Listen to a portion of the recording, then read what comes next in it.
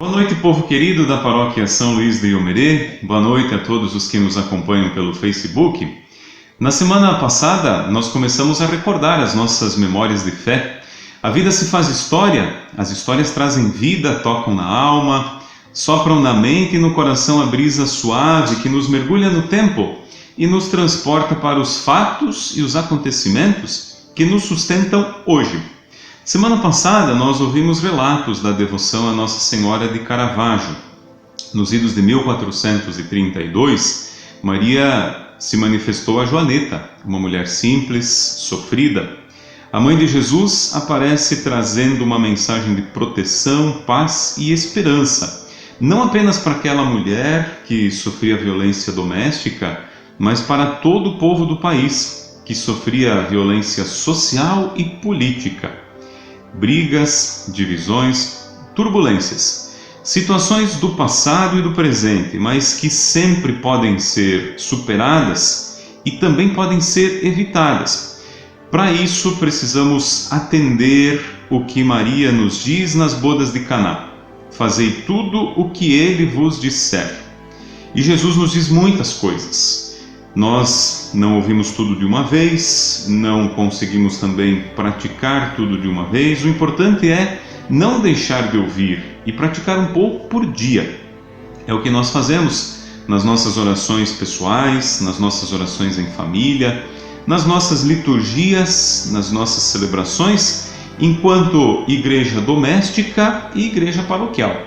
A igreja, a comunidade, a vida da Trindade, como nós vamos celebrar agora no próximo domingo, ela se faz presente quando dois ou mais se reúnem em nome de Jesus. A união, a comunhão de amor entre as pessoas é expressão da Trindade. E a nossa igreja doméstica, a nossa família, é uma imagem, um ícone da Trindade. Assim também, então, a nossa igreja paroquial. E é sobre a história, então, da nossa paróquia que nós vamos conversar um pouco hoje.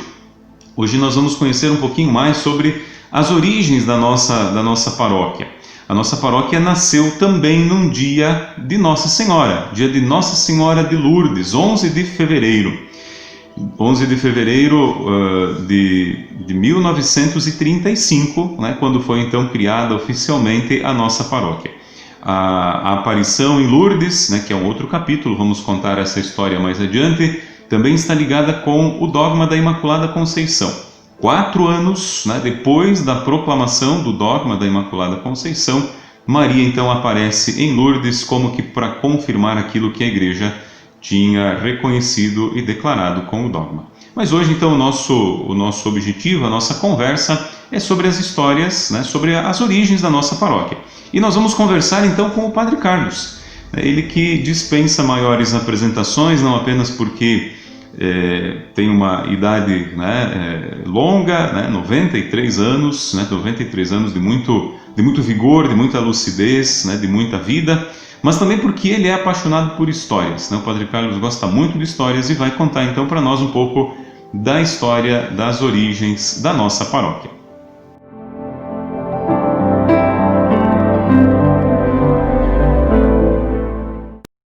Carlos, a criação da paróquia de Iomerê é fruto de motivações de fé que convergem. De um lado, o povo da localidade deseja ter um padre residente aqui, e do outro, os padres camilianos queriam um lugar para instalar um seminário. De certo modo, podemos dizer que sejam então até mais do que convergentes, sejam complementares. Para ter padre tem que ter estruturas para formá-lo. Como foi então o caminho, o processo, enfim, as tratativas que culminaram na criação da paróquia e na instalação do seminário em Iomerê? O seminário era uma necessidade urgente. Havia já o seminário camiliano em Vila Pompeia, iniciado em 1933. Talvez por pouco sucesso de perseverança das vocações, acharam que seria melhor procurar vocações de origem alemã, origem italiana, polonesa. Afinal, origens da Europa mais apegadas à fé católica. Foi por isso que já em 1934 o padre Silvio Silvestre, fez uma viagem de São Paulo até Erechim, percorrendo, assim, através da estrada de ferro, São Paulo-Rio Grande, percorrendo, ou visitando algumas paróquias, algumas localidades, para saber se havia possibilidade de um seminário. E, não sei por que cargas d'água, ele passou uns dias em Capinzal, e lá o padre Michelizza, que era pároco, um padre italiano, disse que havia uma capela em Faxinal Branco que desejava ter um padre de origem italiana, que falasse italiano, ou então dialeto italiano, dialeto veneto. O padre veio. A razão dele ter vindo foi não só a vontade dos residentes de Iomerê, de Faxinal Branco, terem um sacerdote, mas também para solenizar a primeira missa de um filho desses moradores. O filho chamava-se João Diessely, cujo pai, Vitor, mais tarde seria avô de um padre camiliano. O padre veio. Realmente não pôde concluir nada, mas levou para São Paulo essa informação de que talvez a localidade de Faxinal Branco, que era o nome original de Iomerê, podia ser sede do futuro seminário. Em 1935, logo em janeiro, desceu o padre José Gazotti. Também esteve em Capinzal, onde o padre Michelizza dizem que até lhe ofereceu a paróquia caso ele desejasse assumir a responsabilidade de pároco. Não era esta a sua visão, mas logo foi informado de que Faxinal Branco estava à procura de um padre. E não sei como, alguns moradores de Faxinal Branco, sabendo que havia um padre à procura de uma localidade para estabelecer a paróquia, se prontificaram, foram a Capinzal, que é a atual cidade de Ouro, digamos isso de passagem, foram tabular a conversa com o padre José Gazotti, para oferecer essa comunidade como sede da futura paróquia.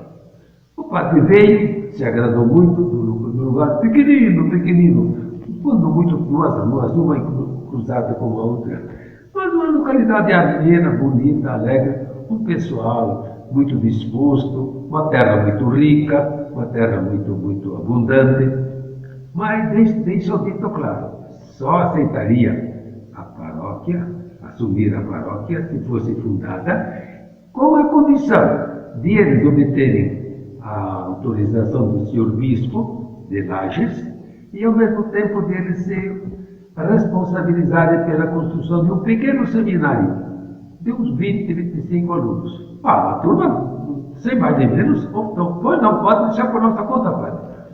João Reck foi logo a Lages, informou o bispo do que estava acontecendo e começaram as obras do seminário.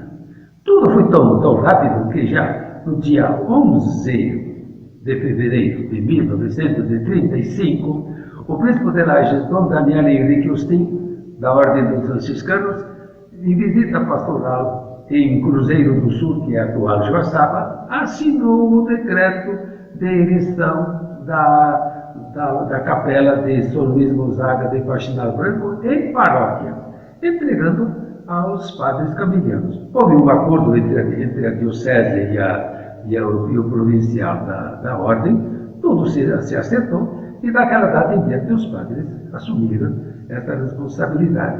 11 de fevereiro de 1935. O padre Gazotti logo assumiu a sua função de pároco, começando a visitar as capelas, que naquele tempo eram poucas. Uma era a margem direita de Pinheiro Preto, Bom Sucesso, se chamava naquele tempo Rio dos Conchos, linha Paulina, que é a atual Capela Santa Catarina, e Encruzilhada, que é o atual município de Arroio 30. As comunidades eram poucas. Aliás, Salto Veloso também fazia parte da comunidade na comunidade paroquial de São Luís do Faxinal Branco. O padre Gasdotti era muito inteligente, muito ativo. Logo em todas essas comunidades estabeleceu horários de missa, fundou o apostolado da oração, a catequese das crianças, afinal essas atividades próprias, competentes de um pároco, de um responsável paroquiano. E o padre Gasdotti foi, de fato, muito ativo. As capelas prosperaram muito, muito bem.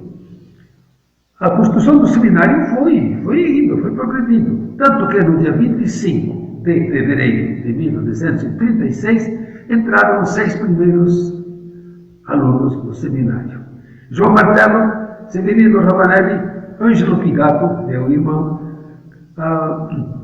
Santo Rombaldi e um tal de Punioski, cujo nome não lembro, o sobrenome era esse.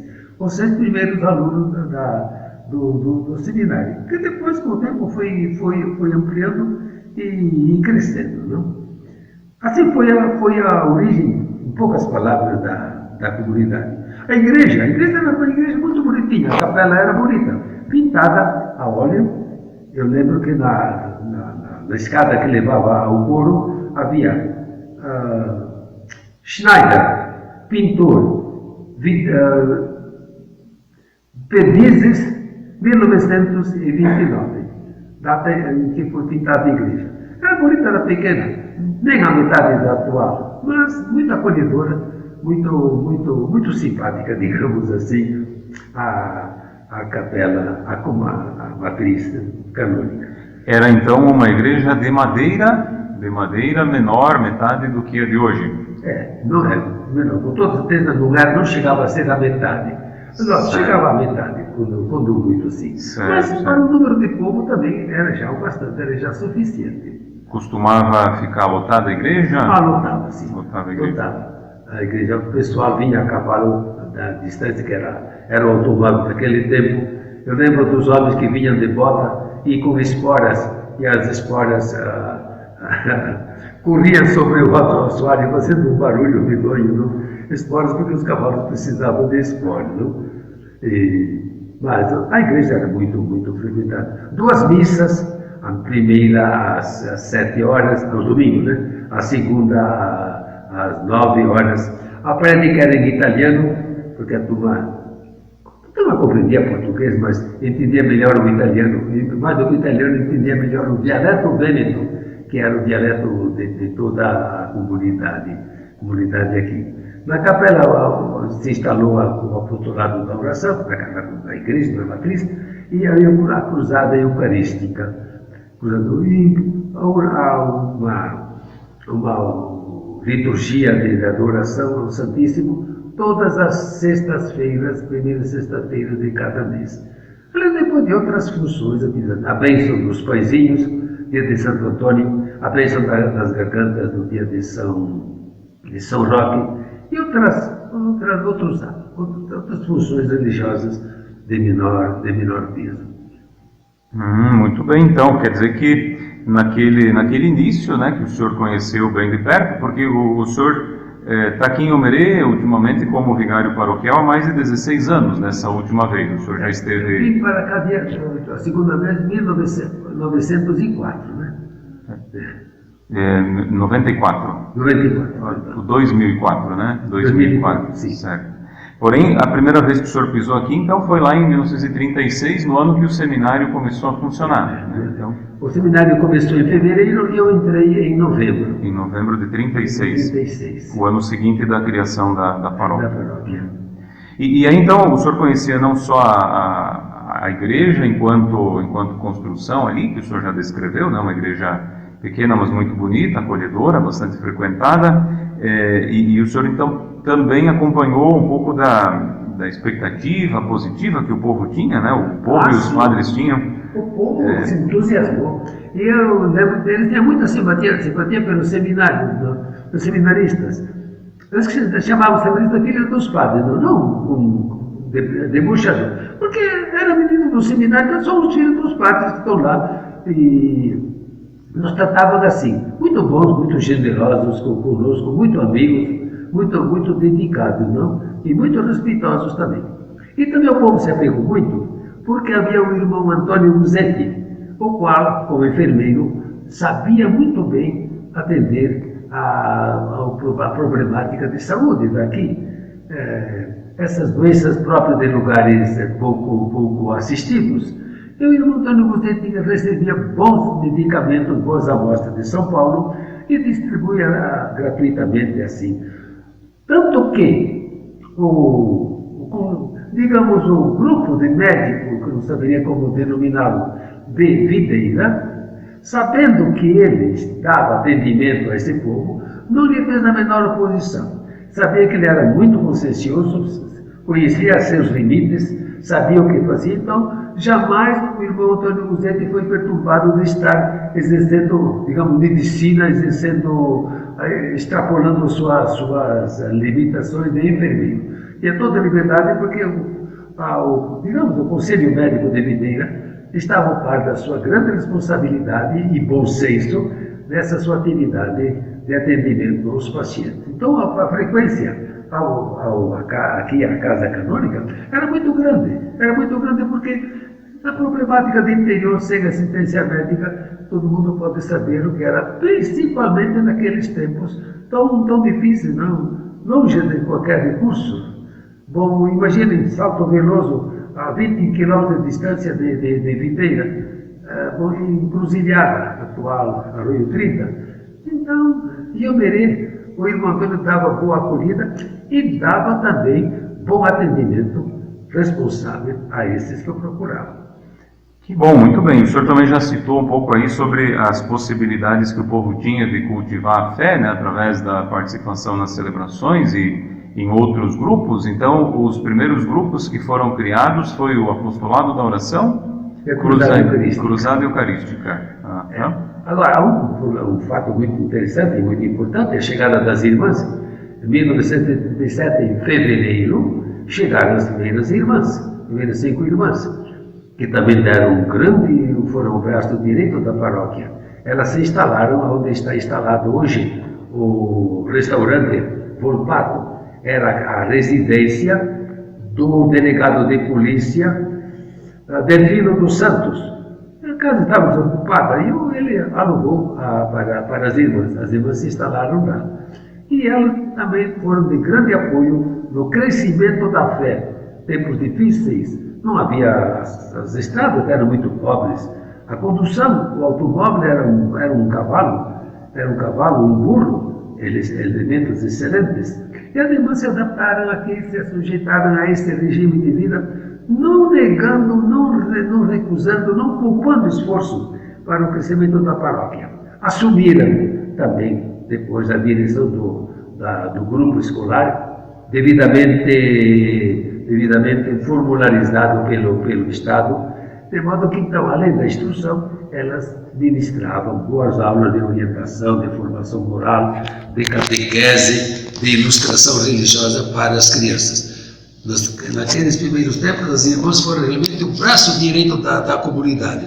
Depois a comunidade crescendo, as irmãs puderam também, digamos assim, afrouxar um pouquinho essa sua doação, não por outra intenção, mas porque já havia elementos que cooperavam com a paróquia, mas elas sempre estiveram lado a lado com o pároco em todas as atividades, sendo realmente um grande valor na formação da nossa juventude. Muito bem, então, sendo assim, acredito que a história aí das irmãs, a chegada delas e todo o trabalho que elas realizaram mereceria até uma conversa especial, né? Acho que vamos fazer isso vamos marcar isso para conversar numa outra ocasião, né? Pela importância do trabalho delas também, então, né? Sim. Muito obrigado, então, Padre Carlos, pela sua partilha, né, de memórias, de histórias nesse dia, né, sobre as origens, então, da nossa paróquia. E nós voltaremos a conversar em outro momento. O senhor tem mais uma palavra final? Vamos saber, naquele tempo não havia telefone, naquele tempo não havia estradas, eram carreiros, e não havia automóveis. Os automóveis passavam, mas era uma novidade. Hoje eu vi passar um automóvel que vinha de Videira, foi para onde, não sei, mas veio de Videira, um auto, se dizia naquele tempo. Tanto era primitiva a situação, que quando faleceu o Papa Pio XI, o pároco daquela época, já o segundo pároco, Antônio Lázari, comunicou, eu não vou dizer a capela para ninguém, mas comunicou numa capela que o Papa havia falecido, então pedia orações de sufrágio, não? E o pároco disse, como o senhor sabe que o Papa faleceu? Ora, disse ele, a rádio ontem à noite deu que o Papa faleceu. Ah, rádio? O que é? A rádio deu que o Papa Pio XI faleceu ontem à noite. O que é o rádio? Homem, o rádio é o rádio. Aquele aparelho elétrico. Mas agora aparelho elétrico fala? Rádio é aquela máquina, filho, que transmite à distância uma conversa. Eu não sei, mas como que é essa caixa? O padre Antônio Lázari percebeu que o homem não conhecia a rádio. Ele disse, a rádio é um aparelho elétrico que transmite a voz à distância daqui para a Europa, da Europa para a Ásia, para qualquer lugar. E o homem disse, bom padre, o senhor pode contar essas putocas, essas piadinhas para os meus netinhos, mas para mim, dizer que a máquina elétrica fala e que a gente ouve a voz à distância, a mim isso não me conta essa. Isso indica então como ainda estávamos longe de qualquer progresso, de qualquer assim, evolução, não? Éramos menos primitivos. Gente muito boa, sem dúvida, mas ainda bem afastada da atualidade daquele tempo. Certo. Então eram tempos de muita limitação. Muita limitação. Certo, muito bem. Não tínhamos correio devemos receber as cartas, apanhá-las em Pinheiro Preto, e até houve uma temporada em que os alunos do seminário que iam apanhar o correio lá em Pinheiro Preto. Então deixavam numa casa ali que se prontificava a distribuí-los. Depois essa casa passou a ser a própria casa canônica. Ficavam numa caixa, cada um chegava lá, via se havia correspondência e apanhava aquela que lhe cabia e ia embora. Não havia telefone, eletricidade também não havia. Isso veio muito tempo depois. Então também a chegada dos padres, ela se deu através do trem, né? Através do trem. Ah, sim, trem. O trem é o único meio de comunicação com São Paulo. Vamos falar do trem também depois, assim. É muito importante esse tópicozinho. Tá certo, então, muito bem. Muito obrigado por enquanto, Padre Carlos, e no próximo momento, então, voltamos a falar um pouco mais, recordar, né, a história e também o contexto histórico, né, pelo qual surgiu e se desenvolveu a nossa paróquia. Muito obrigado, boa noite. Boa noite.